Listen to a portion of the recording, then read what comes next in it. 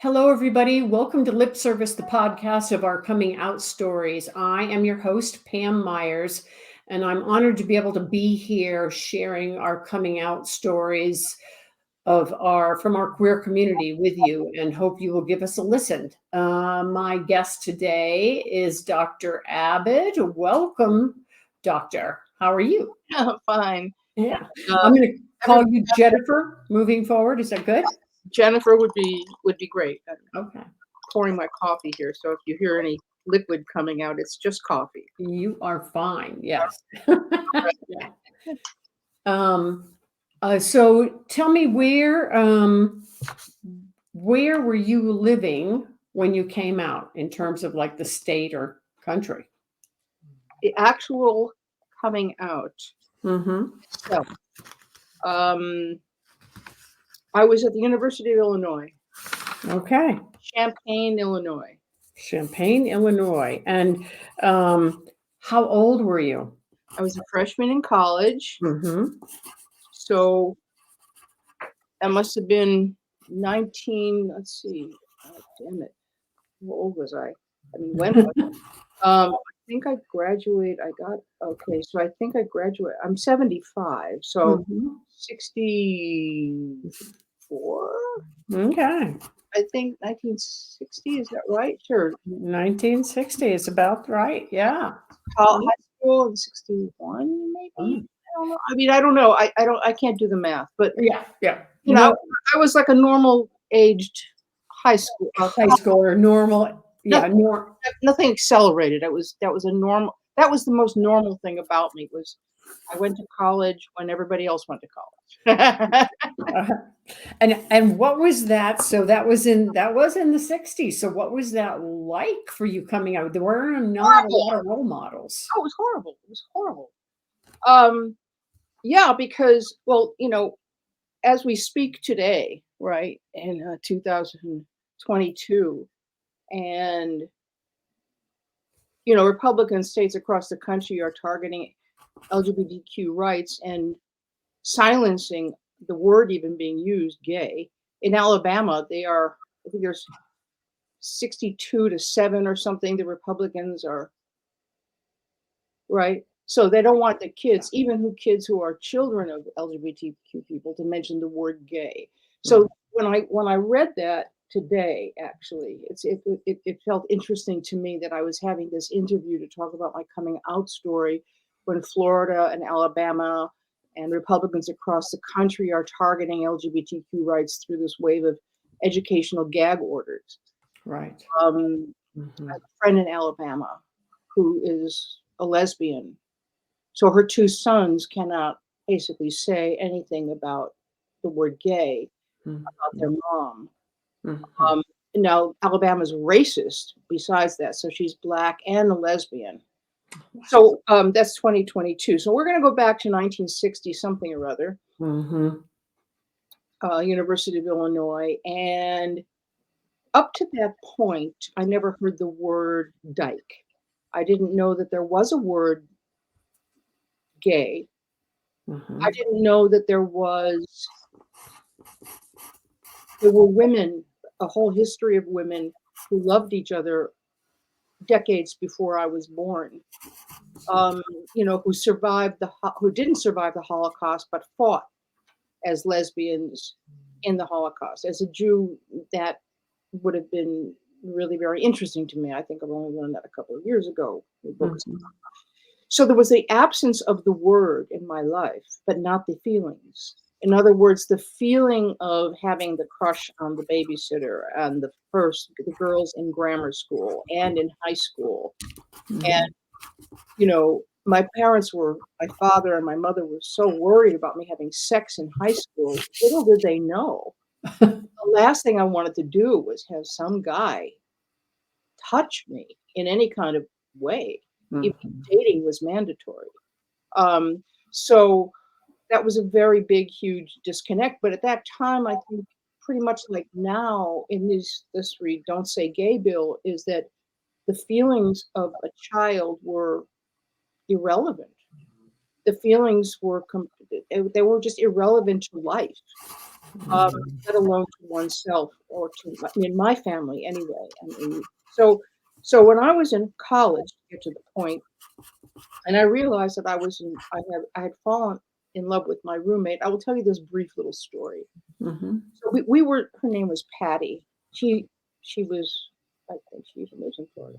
Anyhow, Patty was my roommate, and we were dating boys who were in the same fraternity. And on the night of the on a frat party or something like that, we got all dolled up. Boy, I looked very sexy and wonderful in a black dress and all that stuff. And instead of going to the frat party, they said that they had a surprise for us and they drove us to a motel. Oh, wow. We get out of the car, so where the hell are we? I didn't use hell, I didn't swear like I do now. Mhm. And I got out of the car and it seemed like Patty knew about this thing because I said, "What are we doing?" "Yep, we got a room for you and Patty and the guy and me and this guy that I was going." And I looked at her and she said nothing. She just walked away and walked into the room. So she must have known about it. So I certainly didn't know about it. And when I was with the guy, and we had kissed and stuff like that, and rubbed against each other, which was an I didn't even know down there was anything that was of any interest beyond going to the bathroom. Mhm. College, right? That's what I knew. We go to Mhm. the bathroom, we have periods, and that's it. That's down there. Um, um, we got in there and, we kind of dry humped, I guess, which is, that was just because that's what you see. You have your clothes on. And it was at that moment I knew that I didn't want to be with him. I wanted to be with Patty. Got it. So Mhm. that saved me because I said, this is not, I got up, and I said, I don't care what, and I'm walking home, whatever, I'm leaving. In fact, Patty got pregnant that night, which was interesting. She never did got marry the guy, but that saved me. So then, but that was just the end of the first semester. Wow. So I did okay with grades the first semester, but the second semester I was a mess. I was, and I had nobody to talk to. So eventually someone, I don't know if I talked to somebody or I figured it out myself. I can't remember, but I went to talk to a sociology professor. And I don't know if I had him in, I don't remember how I got to him, but he basically said, don't think about it. Find something that you could really get yourself absorbed in and don't think about it. Just ignore it. Just absorb, just let it go and Mhm. just get yourself involved in something else. Well, that was the only advice I had. And what I didn't know about myself, but what I did already prove to myself, but didn't know about myself, was that I was a very creative person. Mhm. So I took pillowcases and I got paint and I started painting portraits on pillowcases. Oh, wow. And I ate.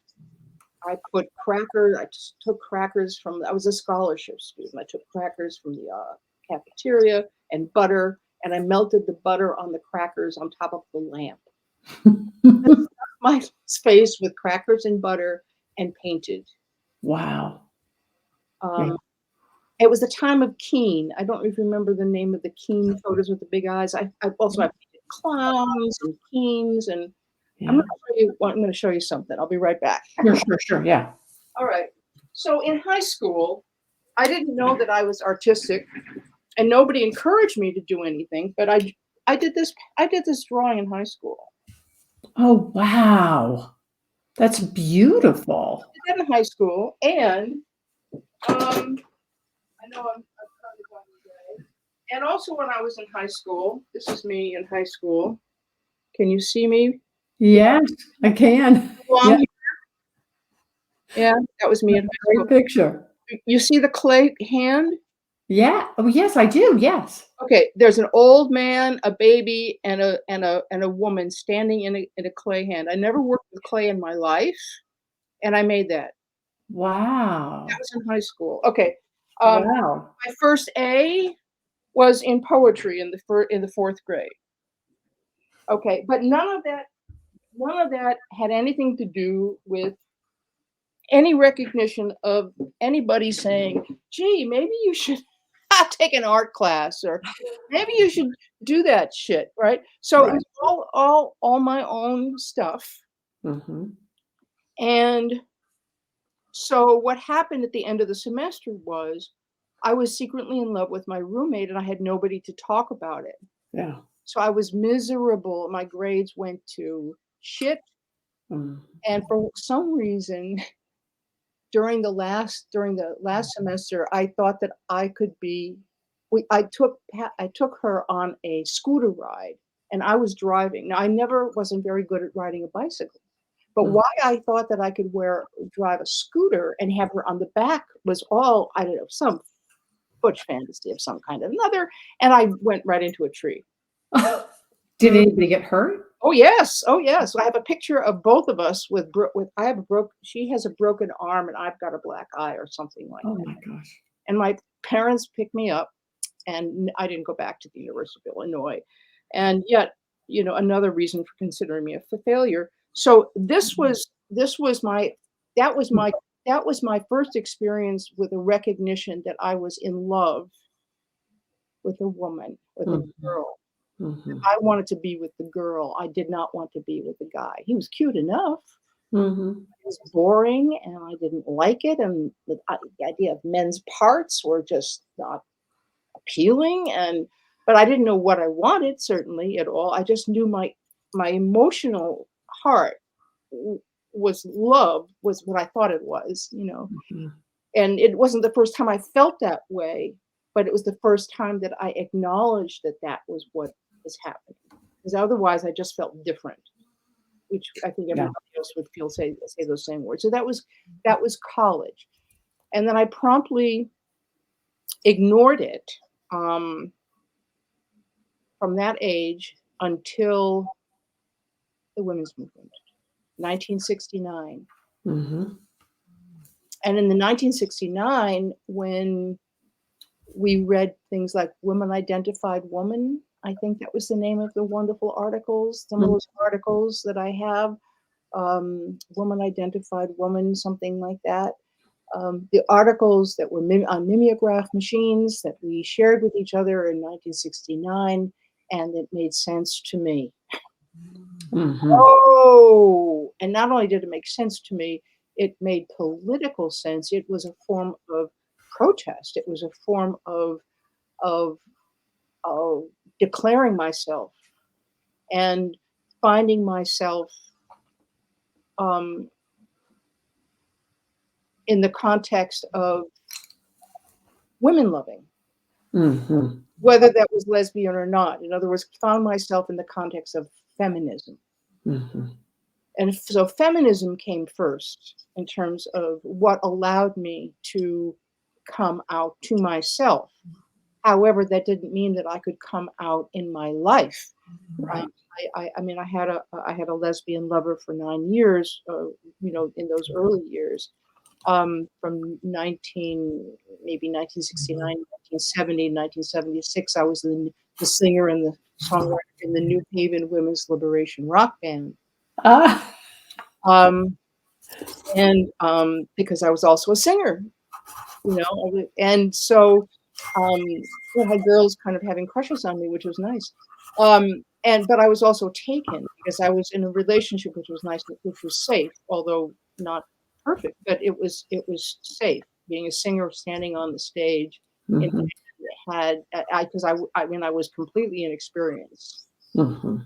I mean, I didn't date or know any of those things. And, when I hear stories about the lesbian experiences that people have had and the women they've gone through, so to speak, and dating and all that kind of stuff, honey, I was just really inexperienced. I didn't know how to, ask for what I wanted or what I needed or any of that stuff. It was just, there was no, where do you go to find somebody? I had no clue. Right. So that was my coming out as a lesbian, within the context of feminism in New Haven, Connecticut, Wow. 1969, and it was the dawning of the second wave of feminism. Thank thank the Lourdes, thank the goddess, thank the spirits that the time Right. that I came out, everybody was fighting for women's rights. And, um Uh, Wow. and being a lesbian at that time and knowing that that's the way it was, and I was an ardent feminist. I mean, um, I was someone who didn't know how to finesse too many situations in that way. So basically got fired from one job for not shaving my legs, then got outed at another job and that asked if I was going to be if I was going to be cruising the girls that I was responsible for. I was the educational coordinator of the drug dependence unit at Yale University, and I got outed because the people. Um, I don't remember how I got out, but I was almost outed and tried to be outed on every job that I ever had, except Mhm. for when I was a digital equipment corporation, and a lot of people were lesbian and gay. We just didn't talk about it. But being out on the job, it was difficult because I was in radio for 19 years. I loved radio broadcast. Mhm. I could be out as a feminist in most places. But when I was a talk show host, I had my own talk show in New Haven, and then also in Philadelphia. And the show was called the Jennifer Abod Show, and people were starting to try to out me on the air, and I had to use a 30-second delay button. We would be talking. I was on the air for 4 years, 6 nights a week, 4 hours a night. Wow. And there was a delay button. And so I would be talking. And when I was at the drug dependence unit, I was forced, I was outed and brought before the people at the drug dependence unit and asked me if I was a danger to the young girls who were on methadone or in drug programs, if I was going to, I said, you should be asking that of the men in the drug programs because they're the ones who hit on the girls. I'm not interested in girls. I am not interested in any girls. So I'm interested in being an educational coordinator for the entire population of the drug dependence unit.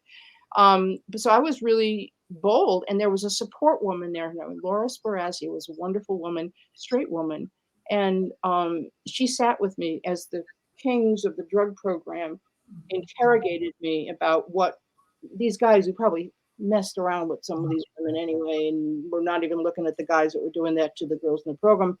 We were in a group together called Women's Health Advocates, and we wound up publishing a piece about the ABCs of drug treatment programs for women that brought out the kind of what was going on in terms of feminism and hitting on things like that. So I kind of influenced other women who were straight women who were interested in women because I was out with them, and most of them wound up either having lesbian relationships or just being lesbians. I was once within the context of my groups, I was very, very out. I was not out on my job. And I think Mhm. that had been, I was on radio, and that always interests me because, there weren't any lesbian or gay people who had talk shows on public, in the public who were doing radio who were out. Right. Um, and um, and I wasn't with anybody at the time. The person I was with broke up. I didn't have a support system at the time, and I was emotionally not secure. I was not raised to be an emotionally secure person. I had to do that for myself, which I'm still doing. And so when it just got too hot for me to be always kind of challenged. My boss called me into the office and said, "We're getting calls at the radio station that you're a lesbian." And so I had to call a straight friend. And I said, "If they were accusing you of being a lesbian, what would you say? Because you're straight. Because I need to know what you would say as a straight person because I have to pretend that I'm straight." Mhm. And so I came up with something and said, "Well, they're going to say that about all women who were the first to be on the air in the state of Connecticut. They're going to say something. They're going to say something derogatory. So if you want to choose to believe that, that's fine. But I'm not, I mean, that's just something that you're going to have to just think about." And I didn't answer the question, but I Wow. knew that the time was coming when that would be, because I was a cover girl in New Haven. It was the 63rd market in the country, so it wasn't a big market. Right. Then I got to go to the 6th largest market in the country, which was in Philadelphia. Mhm. There's a big talk show host guy named Jerry Williams, and man, he tried to get under it. He tried to he what he told me was that if you wanna make it here in Philadelphia, you shouldn't do any of those feminist programs. Mm. Well, how the fuck did I get into radio? I got into radio because I was a feminist and I wanted to be doing music and news and features. Mhm. So that didn't last too long for me. So I went there. I was there for a little while. It was the first one in Philadelphia. I was very unhappy there, but I went into public radio then, Mhm. Philadelphia, WHYY, and I met Yeah. Rose because she was just starting out. Wow. I mean, she was it Thanks. was the very first year that she started her job. So I was working at WHYY in the news department and doing feature reports and news reports, and I was so happy. I was happy as a clam because nobody saw my face. Nobody knew who I was. I was doing reporting. I wasn't a personality. And to be a personality and be lesbian at that time was impossible. It was impossible. There wasn't anybody that I knew that was out as a person, as a in the public arena. Of course, now people are out all over the place. Um, there's more to say about that. But Mhm. so my coming out as a lesbian really happened publicly, not until I was out of my jobs. I got my degrees, I got my PhD, I went to teach in the classroom. I was still not out in the classroom. Where could I go out? I was at Hofstra University, I was at UMass Boston. Well, at UMass Boston, there was a there was a there was one program that I was in that I think that I was out. But basically, none of my jobs until I start and but when I met Angela, and this is the film is called The Passionate Pursuits of Angela Bowen. Mhm. If you wanna look at a coming out story, um, a Black woman who came out of the closet when she was in her 40s, even though she knew that she was a lesbian from the time that she was young. You know, being out has a lot to do with whether or not you are Black or white or Mhm. poor or rich, or a person of color, what kind of background you come from. There was a way that I was protected, I think, from being killed because I was white. I Mhm. was protected from when I talked to friends of mine who came out, there's so many of them who were where they came out in the Midwest or in the South, and when they hung out with the dykes and queers, everybody was drunk, everybody was on dope, everybody was drugging. This was a lot of those coming out stories, in those white, especially evangelical or Christian communities, there was a lot when they had hung out with people, there was a lot of drugging and a lot of alcohol and stuff like that. I didn't have anybody to hang out with. Mhm. I Wow. didn't know anybody else. There was no community of that kind. So I was very lucky because when I finally came out, I was coming out to a group of activists, smart feminists who were fighting for women, fighting for their rights at a time when we didn't have credit cards, we couldn't buy a house. I mean, you couldn't Right. you it is, you never made as much money as men, when we didn't respect other women. We didn't even respect ourselves. There was a lot of internalized sexism, Yep. this internalized homophobia, Mhm. internalized sexism, internalized anti-Semitism. you Mhm. um, Right.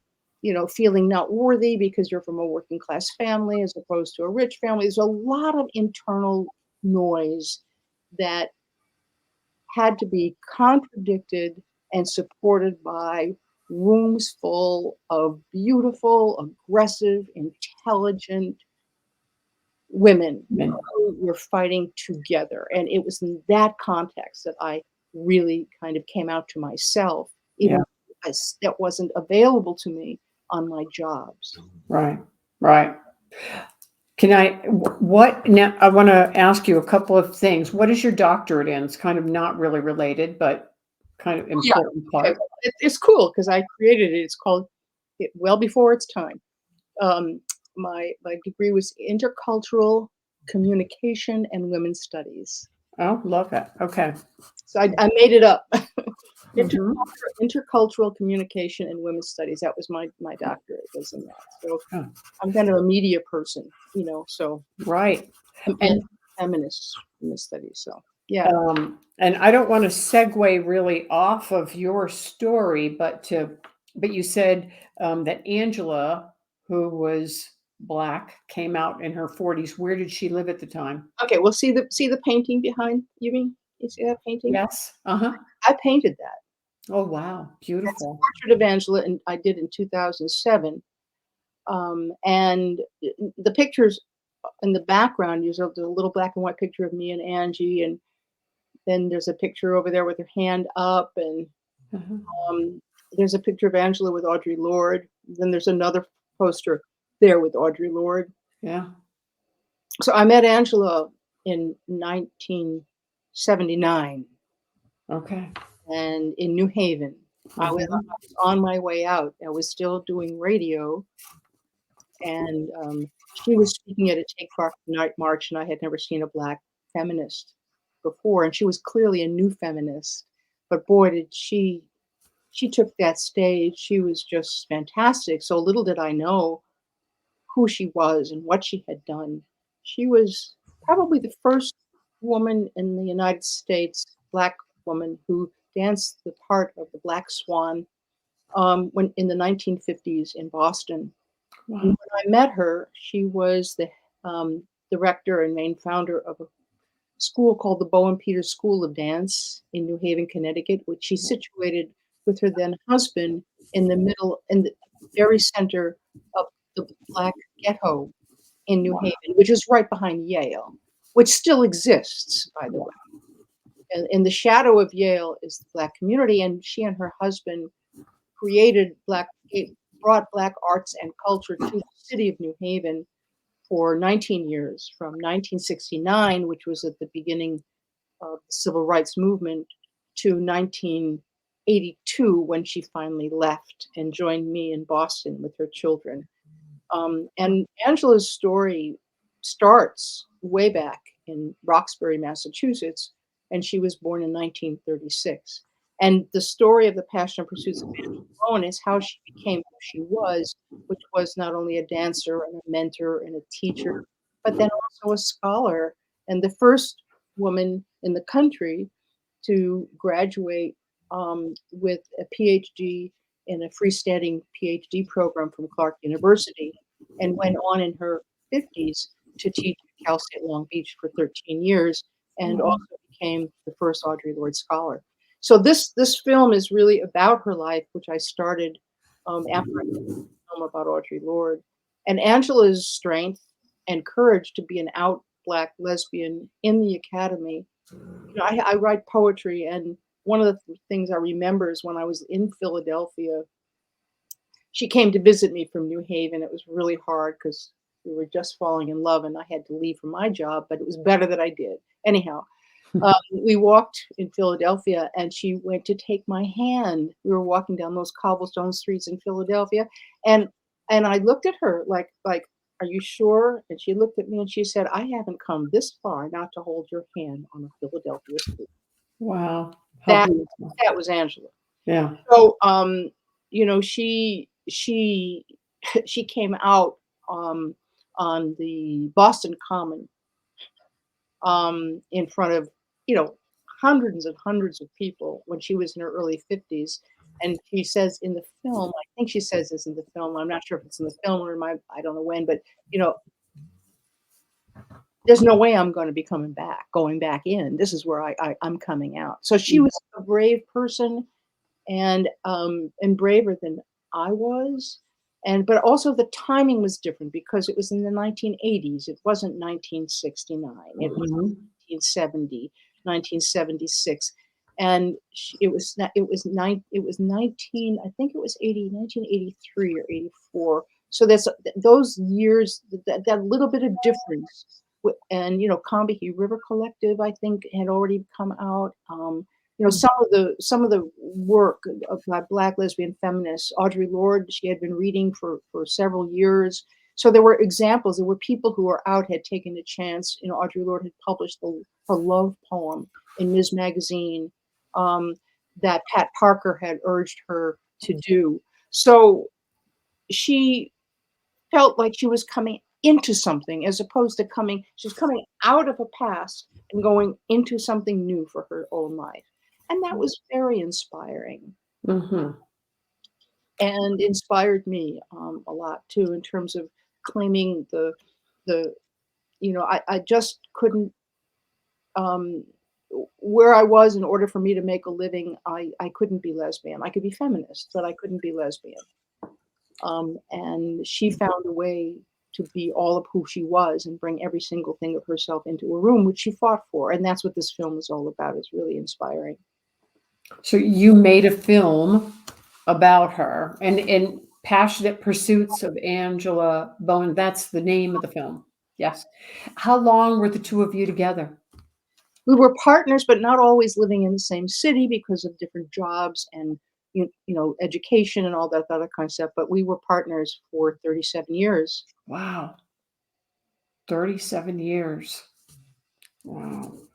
And how were you able to live together for any big part of that, or Yeah, I've never really added up the years that we actually were able to live together, but we Mhm. started living together in 1982, Mhm. and then I don't we helped, I was she was with the kids, Mhm. and then in 1990 she did this conference for Audre Lorde. 1992, I think you got a degree. So I think it might have been 10 years. No, 8 years. 8 years in Massachusetts, and then we got jobs in opposite ends of the country, and then we wound up together in 2000. We lived together for a number of years here from 2000 to till the time she died, which was 2018. Mhm. Um, and she had Alzheimer's for 8 years. Oh, wow. So, yeah, so it was 8 years here and 7, 8 years. So, maybe half of our lives we were actually living in the same place at the same time. Did you Never ever That's a long yes, yeah. it wasn't enough. Did you ever come out to your family? Oh, well, my father had died, by that time. I came out to my mother, and that took years for her to get Mhm. it, and Angela was the one who finally helped her to face her ignorance about not only being lesbian, but also race. It took Angela to do it. I Mm, I was totally unsuccessful. So even while I was with Angela, she was always asking me about why I wasn't dating. yeah, Yeah. yeah, and And I left. I mean, I left my family, my other my cousins and aunts and uncles, and I had to. That was no longer where I belonged, because the mm, expectation, for a nice Jewish girl was not. I didn't want that future. mhm, I wasn't close enough with any of them to maintain any relationship with them except with my sister, mhm. who lives in Santa Fe.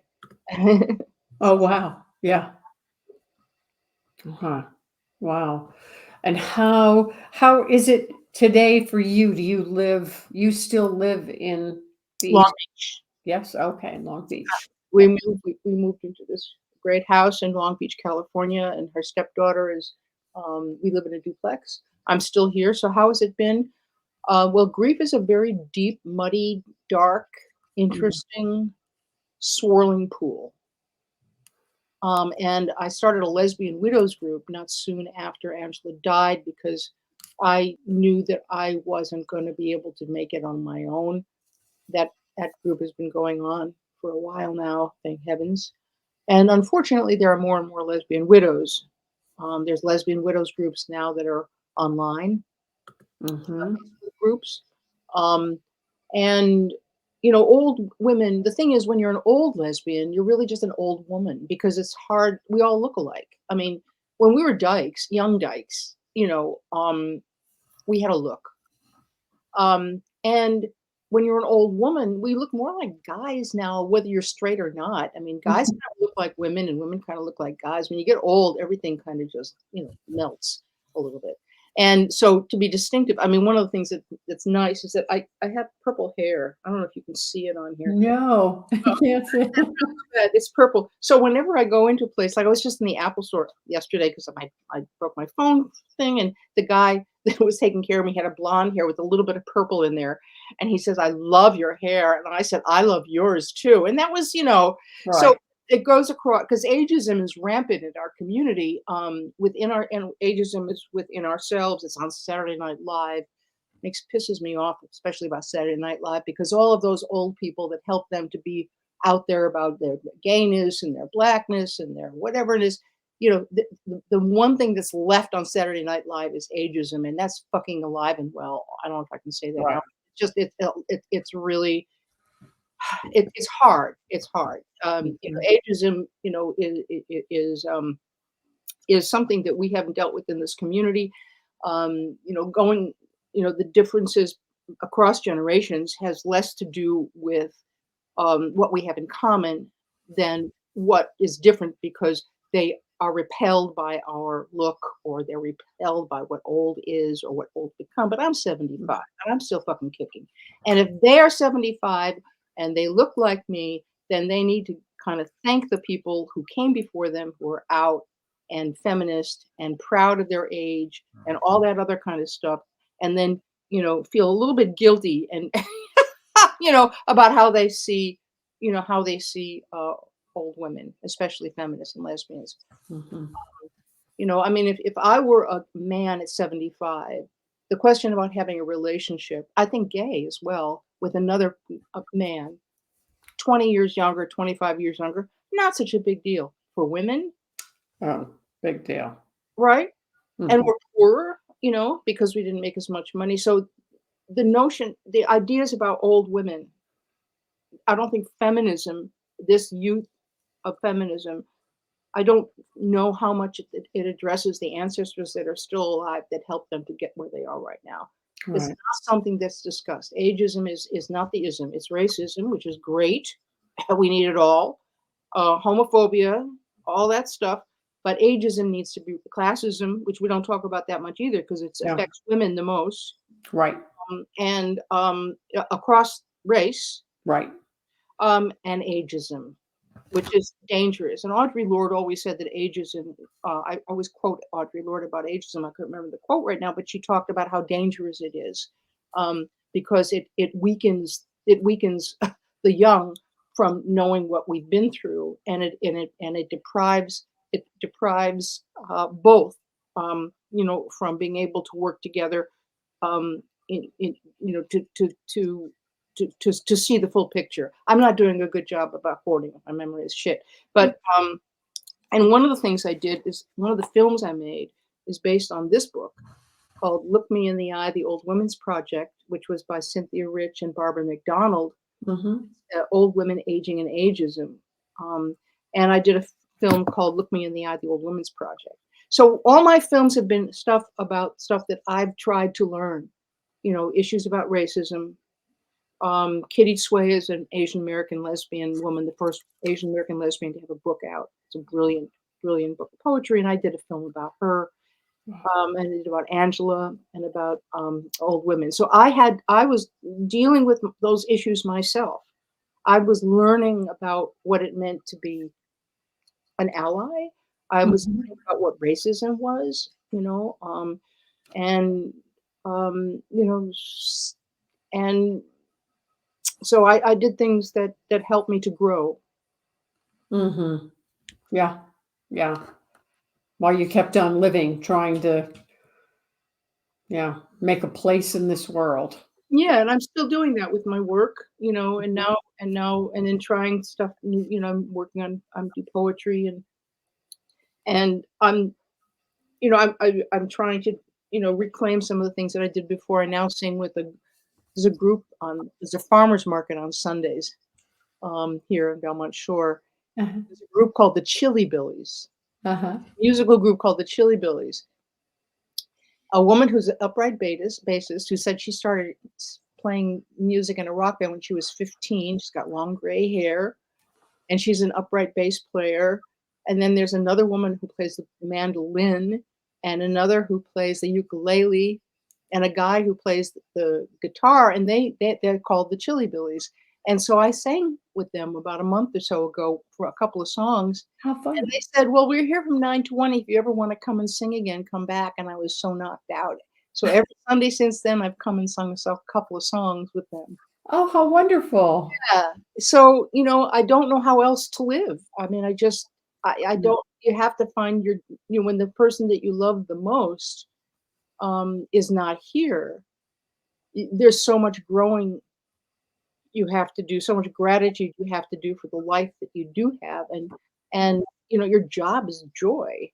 And that's a really hard thing when it's just, you have to figure out what that means for you. Right. And figuring out what that means for you is much harder than finding out what your honey wants. Right. Right. Yes. So Right. I'm giving you much more than a coming out story, but I'm Yeah. coming out basically as a lesbian widow. I'm coming out as an old lesbian. There's a lot of coming outs, you know, if you're able-bodied or disabled, it's a constant coming out because the society is so confined by perfection of young white bodies Yes. that anything else, young white slim bodies, Right. you know, um, that's that that's still the damn standard. Right. And and and um but but the conversations definitely have broadened it, but the hammer against it, the don't say gay bill, the the in Arizona, in Florida now, and Alabama. Apparently, there's 155 bills that would censor what teachers can say or teach in the classroom. 155 bills after these decades Yeah. of so Right. not being out. It's like Audrey Laird would say, "You not be." Right. How could you not be? Right. Right. Now more than ever, it is so important. That's not what we thought we would see or what we Yeah. thought we would Right. be waiting for. I mean, we thought that it was naive Yeah. because racism didn't. I mean, to see the judge that we now have is just, the Superior Court judge that we now have is in the context of the Don't Say Gay bills, Right. that interculturality, the relationship between the isms, sexism, ageism, racism, homophobia. It's just we can't be. We Audre Lorde always said we have to be a one person coalition. Mm-hmm. She always said you may be in rooms that I will never be in. That's what she said. Yeah. That And was so so true. you have to use whatever you have, but it takes a certain kind of bravery because I'm seeing old women now who have money, who live and some that don't, who live in nursing homes, Mm-hmm. lesbians, who live in nursing homes or renting in condominiums and fancy places, and they're not, and they're going back in the closet. Oh. They're going back in the closet, in the nursing homes, in the condominiums. It's it's Mhm. really hard. I can't believe that that's happening. I went to a really, what I thought was a pretty fancy ass condominium place in Laguna. All these places in Laguna where people are retiring and stuff like that. One person in these hundreds of houses that had a gay flag out there. And I met her and I said, "What was that like for you to go out and put that on there?" And she was just all enthusiastic, and she actually said it was really great. There was somebody across the way who said, "Oh, my grandson's is gay." So far she hasn't had any horrible things, but she said that even the gay lesbian group that's there is mostly white guys, very few lesbians, and there's nothing specifically that allows them to feel like they're part of a larger community. People are closeted. Yes. So people are going back in the closet when they get old in order to be able to be in their low income housing, in order to be in their nursing home. And that's a very horrible thing. And I talked to somebody who's bedbound. She's in a she's a lesbian, and she's in a group, and she's not out. She's not, Wow. because of the confinement of the institutions. So Right. people have, when people, and then some people say, well, everybody's gay nowadays. Mm. Oh, honey, you don't know. Right. No, that's not a label you can borrow. Well, come to a certain part of California, not Orange County or, other places. I mean, Mhm. there probably, there's a bill in Kansas. I mean, it's just it's a very strange time that's reminiscent of a time they're trying to get us back to the time when I was in grammar school, when I didn't even know the word. Right. That's what they want. They want to erase us like they did the Jews. They just want to erase you. Yep. Right. It's not Because appropriate to them, to their way of right. thinking. Right. They want to erase the idea of climate change. They want to erase the idea that the planet is, I mean, so joy is the answer. Yep. In order. Yeah. We can't let it happen. We can't let it happen. All we can I'm right there with you. I'm not sure what we can do other than just to keep speaking out and do what we can to make our voices heard. But and it's tough times for our community. Yeah. Very tough times. And so that kind of leads into this thing that I just recently did, which was I did a forum um, um, called "Move the Line Forward." Hmm. Move the line forward, and it was based on the archives of Dr. Angela Bowen, and it was a forum that brought people together who are academics, artists, and scholars to talk about her work, which was the focus of a special journal of the International Journal of Women's Studies that I worked on with Dr. Ivo Ishii for a year, to put Angela's archives in an accessible format. And it's in the special journal. And the forum I created brought together the people who contributed to that journal, plus Beverly Gosh-Sheftel, who founded the Women's Resource Center at Spelman College, I think 50 years ago, Hmm. the archivist from the New York Public Library, the dance archivist, and Holly Smith, the archivist at Spelman College, to talk about memory work and to talk about archives and to let those archives live and not try to bury us like, the civilizations that are under sand. Well, lesbians, our civilization, it feels like it's kind of, if they could, they would bury the whole history of the whole thing. So archives is really important, and memory work is really important. So this forum we did, and I edited it and made it into a film, which means it has photographs and film in it and all.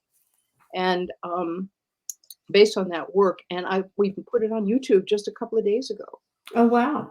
I'm going to send you the link, Yeah. and it's only 33 minutes, so I made it to be very watchable. It's Right. not just talking heads. There's photographs that go and film and stuff like that. And this is important for all lesbians to recognize that your archives, your lives are important. We don't, because they're going to try to bury us alive. Yes. Right. And we have to try to, even though we don't know if our institutions will even be here, but what else are you going to do? Somehow they keep digging up the past, and we're surprised to find the existence of lesbians that lived decades ago that we didn't know their lives, whether they were musicians or doctors or activists, and that's who we are. Wow. And so we have to do the same. And lesbian archives, I think, are just really important. And so this forum that I did and then edited, which it was a pleasure for me to get back into film again, is important, I think, for all of us. So maybe we should stop there. Jennifer, I can't thank you enough for this conversation, and I look forward to sharing this story and your films on our podcast channel. So thank you so much. Well, thank you for doing this. Yeah, yeah. Thank you for feeling the passion and commitment to keep putting the words out there for anybody who is aware and who listens, I think lip service is a wonderful title for this podcast. So congratulations on following through on a dream or a scheme. And, Thank you. so thank you for allowing me to chat on. It's been my honor. Thank you so much. Thanks everybody for listening. Hope you enjoyed this story. Please keep listening.